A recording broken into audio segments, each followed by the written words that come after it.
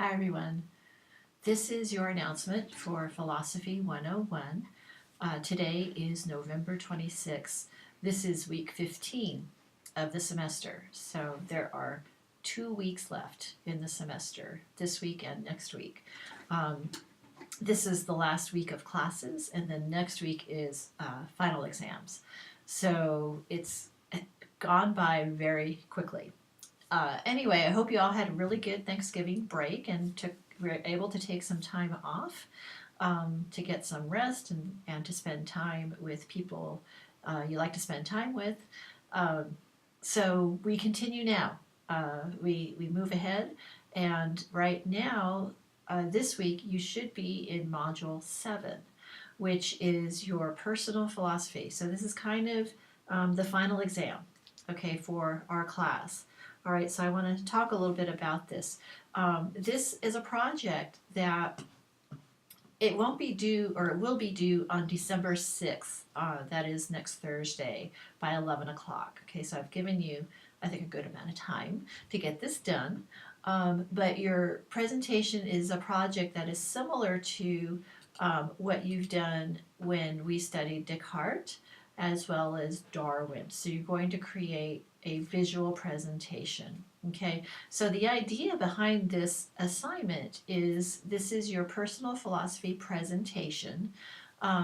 And if you look in the module, you'll see in the overview page, there are 3 pages of instructions. All right, so it's really important that you read carefully all 3 pages of instructions. All right, so you don't miss anything.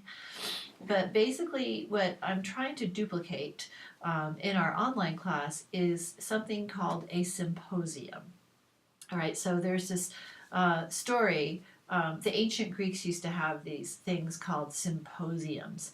And the verb actually in Greek is sympotein, and I have this written down on the module, but it means to drink together. Okay, so we're not going to be able to drink together, but we will be able to have this sort of online symposium. And nowadays it just means an academic conference. All right, so the story goes that Socrates was hanging out with his students and they were hungover. They had drank wine all night the night before. And so they were hungover trying to figure out, oh, well, what are we going to do tonight? So they decided that they were going to get together, drink some more wine, but they were going to talk about a specific topic, and that topic was love. And so there is actually a book called The Symposium, and it's by Plato. And it's a really fantastic text. I sort of wish we could have studied it in this class. But in it, each of the people, each of Socrates' students gets up and talks about what their idea of love is. What is their philosophy of love? And it's really cool. And then Socrates gets up and he tells his whole, it's so interesting. He talks about his life and how his life relates to his philosophy of love. And it's really quite amazing. If you have a chance to check it out, find the book, I highly encourage you to do so. All right, so anyway, this assignment is kind of based on that particular type of gathering that the ancient Greeks did. Okay, so what you're going to do then is this is your chance to create your own personal philosophy. But your personal philosophy has to be based in at least 2 of the readings that we've studied this semester.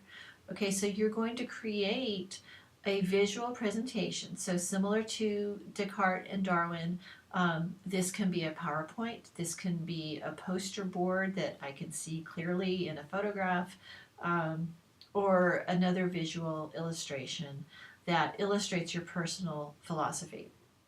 Okay, and so your personal philosophy has to be supported by at least 2 of the assigned readings we have read in our class that we've studied.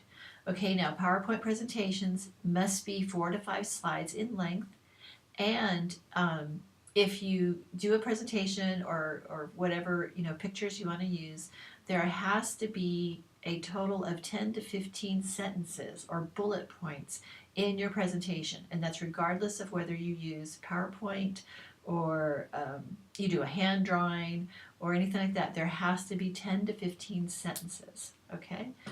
So those are kind of the basics of this project, and I'm just kind of going to go through the instructions. Okay, so in terms of the content of your presentation, there's a specific question that it has to address.